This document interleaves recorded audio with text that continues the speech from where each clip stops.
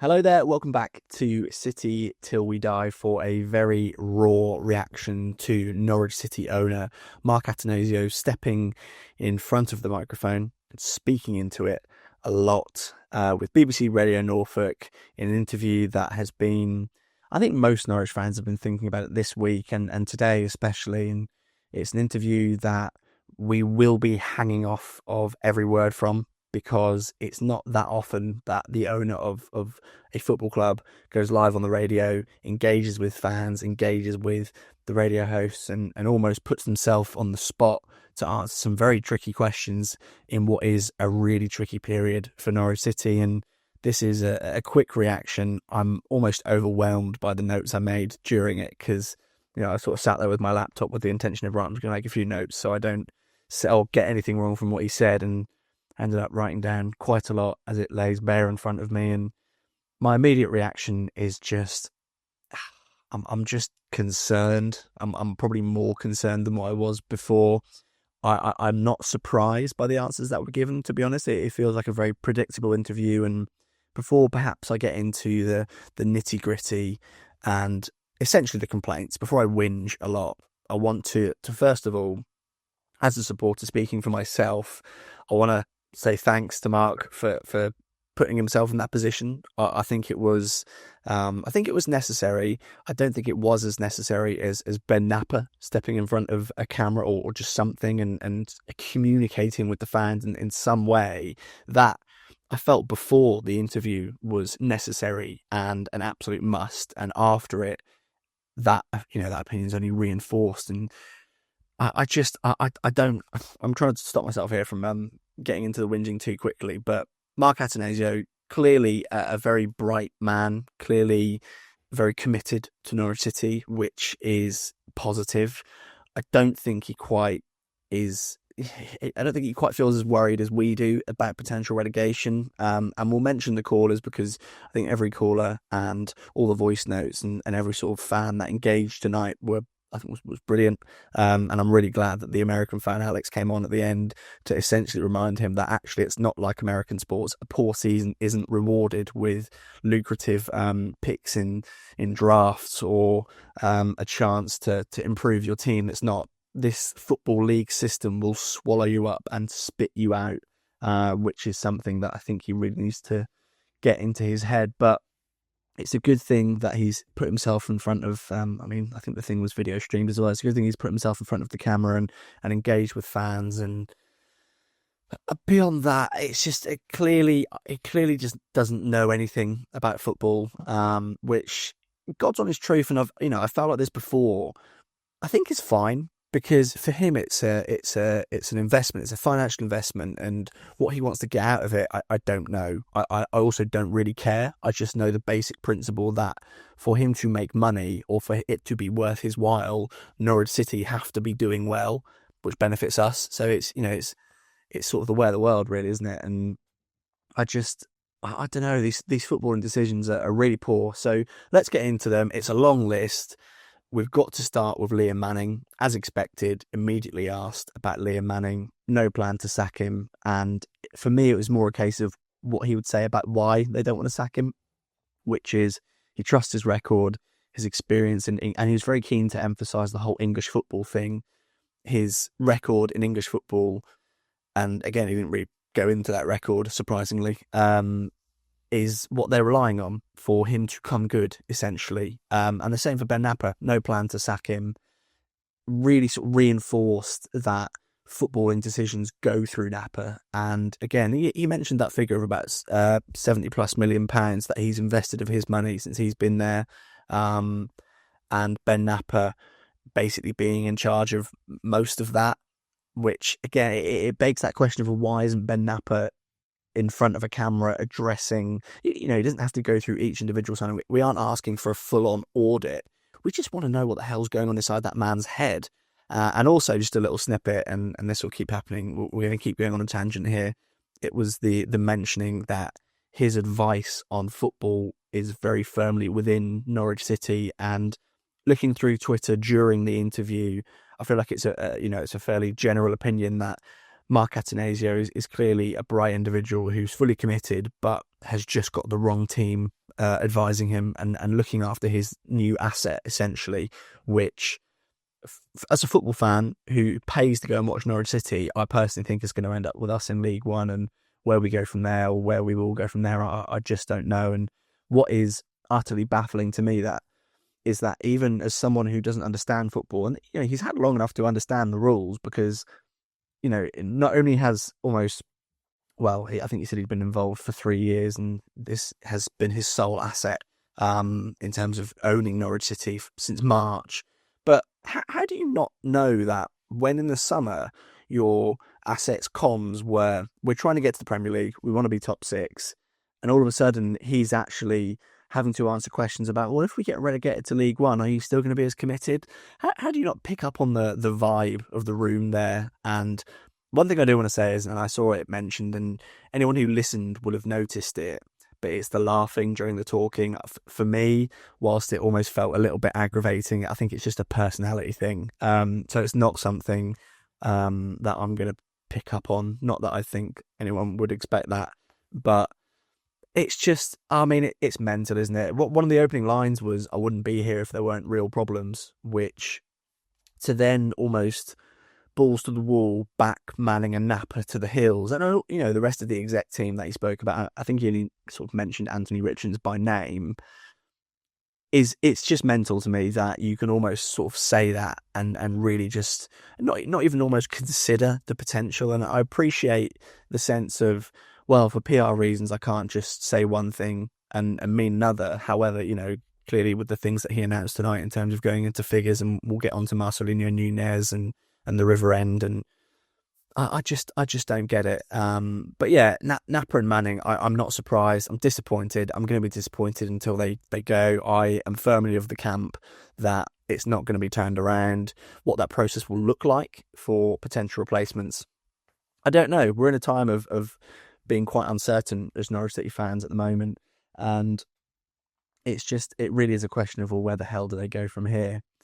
Where do they go from here? Off the pitch, the project, the River End project, the corporate seats, the nonsense, we'll call it, that was announced recently and almost sort of doubled down on and tripled down on, essentially, has been paused, which is a positive thing. And in the name of being positive, it feels like Norwich City fans have been listened to.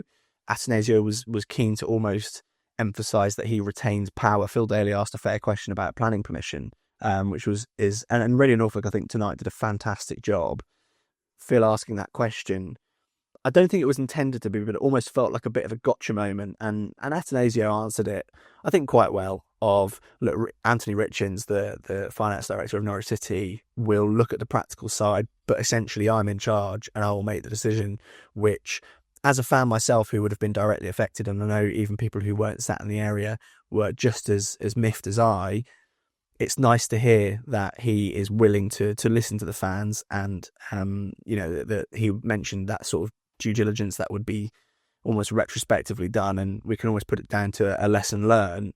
It's nice to know that he's listened and he's active and he's actually used that power to, and I could imagine that the voices below him were saying, no, we can't, and trust us here, there and there, but he's clearly, and when I mention he's bright, this is an example of understanding the context of a situation. So it almost feels like, and off the pitch, I can't think of any sort of concurrent present issues beyond that horrendous shirt they released today, but it feels like we can almost nudge the problems back to just football. So the podcast me and Adam had been doing recently, it had been about Norwich City as an entity being a mess, and mostly me just being annoyed about having to move seat and the implications of that. But it's not nice to know, it's almost simpler now, not nice, simpler, that it can just be solely about football. But by doing that, and as Attanasio said, the supporters know more about football than he does, and it's just, again, we've spoken about Manning, we've spoken about Napper, and I want to mention the first caller tonight, Bridget James, I believe her name was, absolutely fantastic.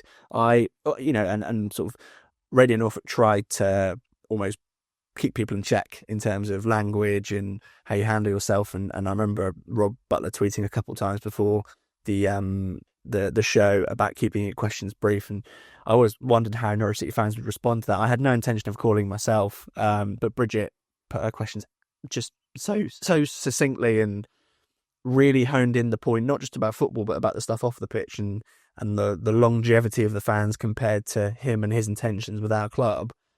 Absolutely brilliantly put. And I think Attanasio answered it just about as you'd expect. It was the thing about the football is it's almost a doubling down on the injuries. That seems to be the angle he wants to take. And again, being clueless about football really showed in that it almost was implied that Shane Duffy would fix everything. He mentioned there's not as much seniority in the club and in that lineup as Norwich would like, and to almost tease and then laugh about Shane Duffy. I mean, it's bottom of the barrel stuff, and for me, that is probably something that he shouldn't even be talking about. That should be coming out of the mouth of Ben Napper about Shane Duffy, why he's still at the club, why he's still anywhere near the 11, before you even get into the recent tweeting stuff, and to try and have your finger on the pulse in terms of that fan and club relationship, to see what's happened recently and almost look at him as an alternative or as an answer to Norwich's problems at the moment is, again, going back to the simpler nature of Norwich City when it comes to football at the moment, are just utterly clueless. That is just another example sort of placed on top of the pile that is ever growing and really kicking up a really unpleasant smell. And yeah, the injury stuff is nonsense for me. He sort of went into a little bit of detail about what they're trying to do to get on top of the injuries, but Manning mentioned it, didn't he, quite a few weeks ago now. You've got to have tough conversations with the physio team essentially about why our players keep getting injured, and it's just, again, it's in that pile of problems relating to football where Norwich City just seemingly don't know what they're doing. And another thing for me is, in terms of why Norwich aren't doing so well, is he mentioned the seniority, but also the players that had come from abroad. And I really don't like that, because you've turned to Liam Manning as this domestic sort of option and this domestic hope of, okay, he understands the league, he's been there, he's done that. But you're looking at players then from abroad as the reason to as the building block for your club and your team. And I just find it a bizarre double standard to have, because we as Norwich City fans especially, you look back at that Farker era and the patience we had with Daniel Farker as an example and the players, and we all know that players from abroad face a different challenge to domestic and homegrown players, and that's fine. But it's the doubling down of, Thorpe was the problem essentially, and Attanasio was keen tonight to express that the players are happy in training, and that's the line we're going to keep being fed. And it's so clearly a hyper reaction to the stories that broke last year about the dressing room being lost by Thorpe, and it was McLean and Sargent. They were the two players, and he really honed in on McLean's support for Liam Manning.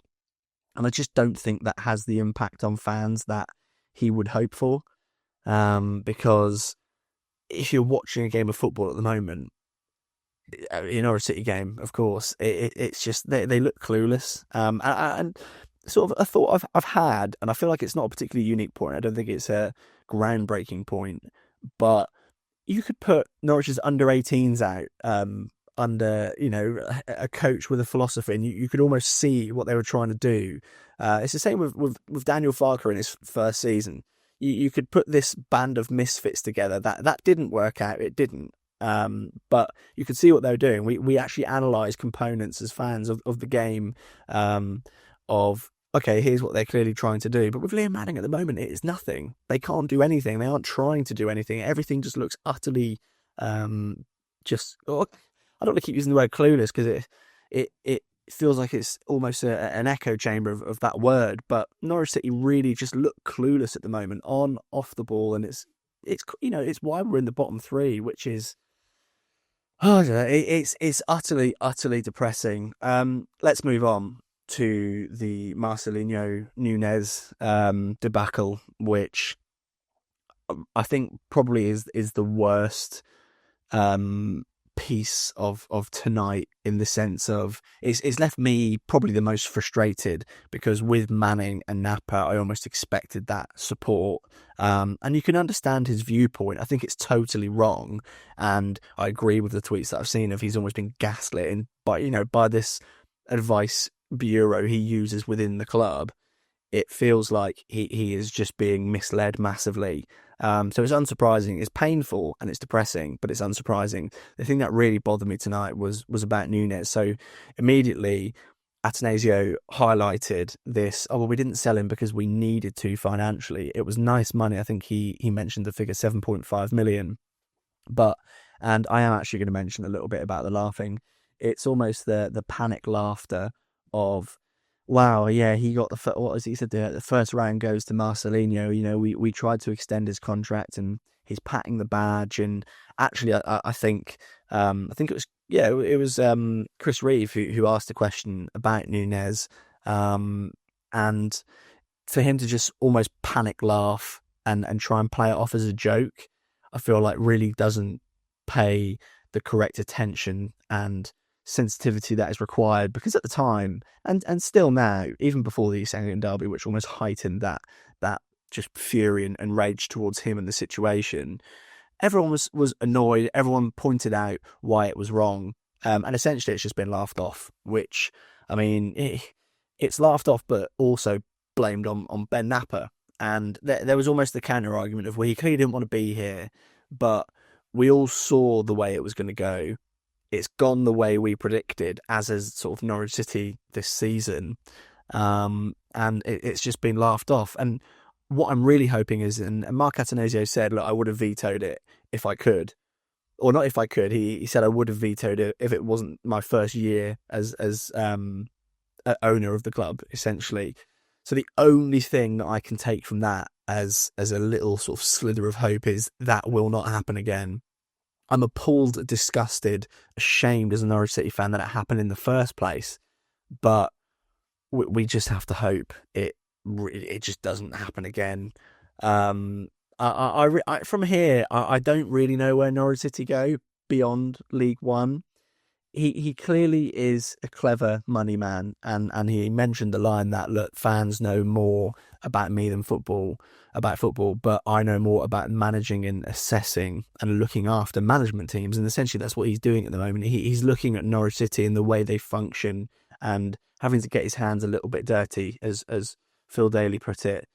And I really, again, going back to the call of the American fan, where he almost had to remind him that actually relegation is a bad thing and you don't get a number one draft pick for the following season.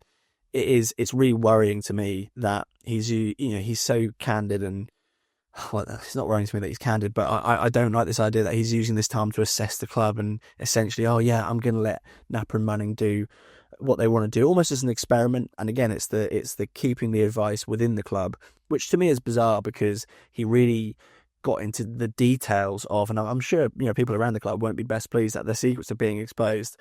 He spoke about, oh look, we're going here and here for advice about medical stuff, whereas he wants to keep his advice on Norwich City and football within the club.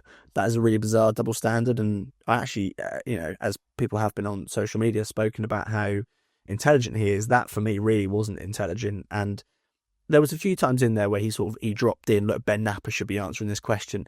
I'm praying to the big man upstairs that Ben Napper is, whether he wants to or not, shoved in front of a camera, not a football club camera, where they can sort of vet the questions and make sure that he knows what he's saying at every turn. He needs to be put in front of a proper journalist and almost held to account for what's going on. Because again, it goes back to that point that we have been fed this utter nonsense of top six, promotion to Premier League, that's the goal. And we're sat here almost talking about relegation as a certainty. And I appreciate that is hyperbole. At the moment, technically it's hyperbole, but it's a very real possibility, which is deeply concerning. And yeah, looking at my notes here, I feel like I've covered the majority of points. Me and Adam at some point in the future will be doing a podcast to break it down and be less emotional and look at it more objectively, because right now my overriding emotion is just I have no faith in the football side. Positive is the River End project has been paused and fans will be consulted. We, under this new ownership, sadly they've had to learn the lesson the hard way, but I'm hoping it is a lesson that they will learn from and they will use going forward, because it's just not good enough. And we can almost nudge the narrative back towards football, as I said, which, as someone who likes to talk about football and almost pretends to know what they're talking about, almost makes it a bit simpler. And it's not a good thing. Norwich City they're in a really uncomfortable position. And just to bring it back to the initial point of Mark Attanasio saying, I wouldn't be here if there weren't real problems. So do something about it. Please just do something about it. If you've lasted this long, because my intention was to speak for about 10 minutes and I appreciate it's been about 20, thank you. Your thoughts, I would love to know them in the comments, how you feel. I know on Twitter, people have almost been sort of saying, look, his heart is in the right place, but when it comes to football, we're in a bit of danger here. So I'd be keen to know if you're in that camp or if you're just, as I felt a couple of times, just almost embarrassed for him to listen to that interview. Whatever your thought is, please share it. Would love to have the discussion, as we always do. Thank you for watching the videos recently, and hopefully we can talk about a Norwich City win soon and something positive. What that will be, I don't know. Will it come soon? Probably not. Do I hope it does? Yes, I do, just for the sake of my own sanity. So yeah, thanks for watching. See you soon.